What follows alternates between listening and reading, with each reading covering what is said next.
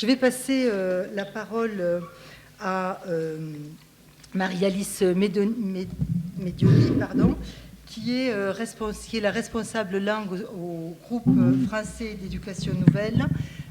Marie-Alice Medioni a travaillé dans des collèges, en particulier dans le quartier des Minguettes, mais elle va nous parler plutôt aujourd'hui des défis qui sont ceux du groupe français d'éducation nouvelle, qui a pour mot d'ordre « tous capables, tous chercheurs, tous créateurs ». Merci.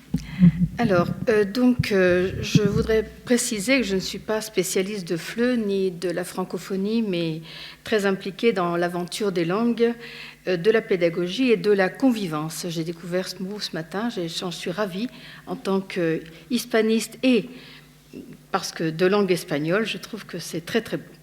Voilà, donc je vous parlerai du secteur langue du GFEN dans lequel je travaille. Donc c'est une association de loi 1901, le GFEN, Groupe français d'éducation nouvelle, qui est né au début du XXe siècle et qui a à cœur l'invention de pratiques qui permettent la construction d'un rapport au savoir. Et le secteur langue fait partie des secteurs de recherche et de formation du GFEN. Il y a aussi un secteur philo, un secteur art plastique, un secteur écriture, un secteur... enfin, je vais en oublier des tas, ça ne fait rien. Donc moi, je travaille au secteur langue. Et donc, nous essayons de mettre en place des pratiques qui permettent la construction d'un rapport dynamique à la langue, une langue qui soit investie par la personne et non pas observée de l'extérieur comme un objet neutre à commenter. Et donc, les contenus de savoir et de formation ne doivent pas être simplement transmis comme des produits finis, mais construits par le sujet lui-même. Et les situations que nous proposons, eh bien, sont des situations de recherche, de questionnement, d'élaboration, de création, de structuration, en confrontation avec les autres, et qui essayent de faire mettre en acte les potentialités cognitives et créatrices dont chacun est porteur, et afin qu'il devienne acteur de sa propre formation et que ce soit aussi un facteur d'émancipation. Alors la diversité, elle est au cœur de notre pratique puisque le secteur langue travaille à l'élaboration de moyens pédagogiques dans toutes les langues et nous travaillons aussi de la maternelle à l'université à la même table. Actuellement, il n'y a pas que des enseignants, il y a aussi des non-enseignants, des formateurs, il y a des gens qui sont dans l'animation, des gens qui sont aussi dans le milieu artistique. Et nous travaillons, enfin pour l'instant, nous travaillons sur des langues diverses comme l'allemand, l'anglais, le basque, le catalan, le chinois, l'espagnol, le FLE, le néerlandais, l'occitan, le vietnamien. J'espère ne pas en oublier. Et aussi, bien sûr, en intercompréhension des langues romanes. Alors nous avons, comme nous sommes un collectif, merci, je ne trouve plus le mot, un collectif de recherche et de formation, nous organisons beaucoup de formations, à la fois dans l'institution, puisque nous intervenons dans la formation des enseignants, dans les différents plans d'action-formation académique, et nous avons des formations aussi plus centré sur le temps non professionnel, alors des week-ends, des rendez-vous et une université à la fin du mois d'août. Cette année, notre université portait justement sur débuter aussi bien en tant qu'enseignant que débuter aussi en tant qu'apprenant dans une langue nouvelle. Allez, ça va donner lieu à une publication dans quelques mois, parce que nous publions aussi beaucoup. Et nous travaillons aussi avec l'étranger, avec un bon nombre de pays qui nous sollicitent pour des formations. Alors, je vais parler d'un certain nombre de points sur lesquels nous travaillons. Je ne pourrais pas vous parler de tout parce que nous avons très peu de temps. Alors, déjà, notre travail en FLE, il conjugue pour l'instant à la fois l'accueil des élèves primo-arrivants et le travail nécessaire à leur intégration à la classe ordinaire. avec la nécessité de les outiller, bien sûr, rapidement, hein, pour qu'ils puissent rejoindre à plein temps la classe ordinaire avec leurs camarades, de travailler, comme on a dit ce matin, bien sûr, la compréhension, mais aussi la production assez rapidement, parce que si on considère qu'on ne peut apprendre, il faut verbaliser et conscientiser ce qu'on est en train d'apprendre pour véritablement l'apprendre, alors il faut que cela passe aussi par la production dans la langue cible dans laquelle on est en train de travailler. Alors ça passe donc par la mise au jour des enjeux de la scolarisation, de l'identification par les élèves des spécificités culturelles de l'école française, et de la construction d'une image de soi valorisée. Bien entendu, on en a parlé largement aujourd'hui. Et ça consiste aussi à travailler avec les parents, parler la langue maternelle ou la langue première à la maison, hein, parce que pour les parents eux-mêmes, pour qu'ils se sentent aussi valorisés, qu'ils se sentent avec leurs enfants, et puis lutter contre ce phénomène qu'on connaît, qui est le phénomène de la trahison, quand on quitte sa culture pour aller vers une culture autre, hein. Donc il y a une certaine littérature là-dessus, hein. Voilà.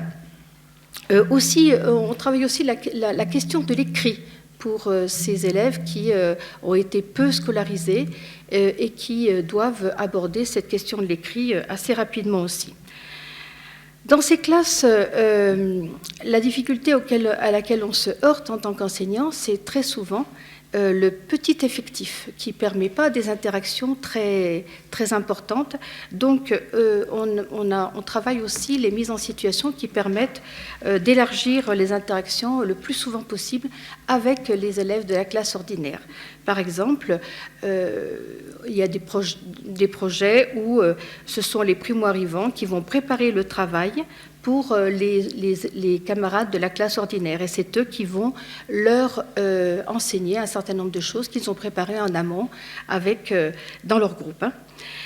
Travail sur les albums de littérature jeunesse, par exemple, hein, et aussi quelque chose que nous avons en projet, nous sommes en train d'essayer de le mettre en place, c'est un travail sur les représentations de l'école chez ces élèves primo-arrivants, et la transformation de ces représentations tout au long de l'année, pour faciliter encore une fois leur intégration et comprendre les enjeux de la scolarisation en France. Autre aspect, c'est l'accueil des étudiants allophones qui viennent chercher, par exemple, une certification en FLE. Et là, on travaille énormément l'articulation linguistique et culturelle et la mise en projet, avec des projets d'écriture longue. On a parlé du temps et de l'importance du temps, hein, des projets de poésie, de slam, voilà, des projets à partir de la littérature, en travaillant sur des œuvres littéraires françaises, et un travail aussi très important sur la planification et l'organisation du travail, avec un accompagnement de ces étudiants qui parfois n'ont pas une représentation tout à fait, n'ont pas les mêmes représentations que les élèves, que les étudiants français de l'organisation du travail à l'université, par exemple, hein. Autre chose aussi, c'est le problème de la maîtrise de la langue pour les étudiants allophones aussi, quand ils arrivent à un niveau quand même d'études. Moi, j'ai travaillé en M2, en Master 2 de didactique des langues et TIS à Lyon 2. Et on avait de grandes difficultés avec des étudiants étrangers qui avaient un solide bagage didactique, mais qui n'avaient pas suffisamment travaillé des genres textuels, les genres textuels nécessaires pour réussir, par exemple, leur mémoire. Et donc, il y avait tout un accompagnement avec des textes intermédiaires, hein, tout un accompagnement pour qu'ils puissent travailler, justement, et réussir leur mémoire en fin d'année. On travaille aussi beaucoup avec les formateurs en alphabétisation et sur la question aussi de l'illettrisme, hein.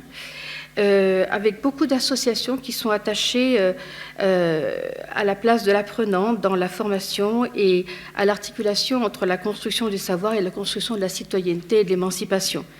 Ces associations sont porteuses, comme nous, du pari de l'éducabilité et elles ont accueilli avec intérêt les apports du CECRL et le travail que nous faisons avec elles concerne les conditions d'un apprentissage dans lequel l'apprenant est considéré comme un acteur social à travers les situations d'auto-socio-construction du savoir, j'y reviendrai tout à l'heure, qui intègrent encore une fois le questionnement, la recherche, les interactions, la coopération et l'analyse réflexive. Et à travers les mises en situation que nous proposons pour ces associations qui travaillent sur l'alphabétisation et sur l'illettrisme, on réfléchit aussi à rendre les formateurs conscients de ce que Michel Launay disait ce matin, ce qui peut se passer dans une langue. Il disait on ne peut pas savoir toutes les langues, mais en revanche, il faut être quand même averti de ce qui peut se passer dans une langue. Alors, notre travail avec eux, c'est aussi de les rendre conscients des problèmes que peuvent rencontrer leurs apprenants par rapport à la langue française et de nos évidences qu'il faudrait peut-être, sur lesquelles il faudrait être un petit peu plus conscient. Alors, on travaille sur un certain nombre d'intitulés de formation, et notamment, je ne vais pas tous les reprendre, mais je parlerai du cinéma, puisque ça a été évoqué aussi ce matin. Le cinéma aussi comme un facteur aussi important d'intégration, de compréhension de la culture dans laquelle on arrive, et puis aussi de travail sur la langue. J'ai pu travailler comme ça avec l'association Lire Écrire en Belgique sur le cinéma, pour passer l'intitulé, c'était de la consommation à l'activité intellectuelle, c'est-à-dire travailler sur le cinéma, et puis ça aboutit à un groupe de réflexion dans l'association avec un ciné-club et avec un accompagnement des formateurs où on bâtit ensemble un atelier qui permet de se préparer à voir le film qu'on va aller voir au cinéma sans le déflorer, mais tout en étant quand même préparé à un certain nombre de choses, et notamment aussi à des aspects culturels qui peuvent être parfois choquants pour quelqu'un qui ne connaît pas la culture française. Et donc les ateliers que nous créons comme ça, les mises en situation que nous créons pour la classe, pour l'école, eh bien nous les utilisons aussi dans les formations que nous organisons, aussi bien dans l'institution que lors des week-ends ou des universités d'été.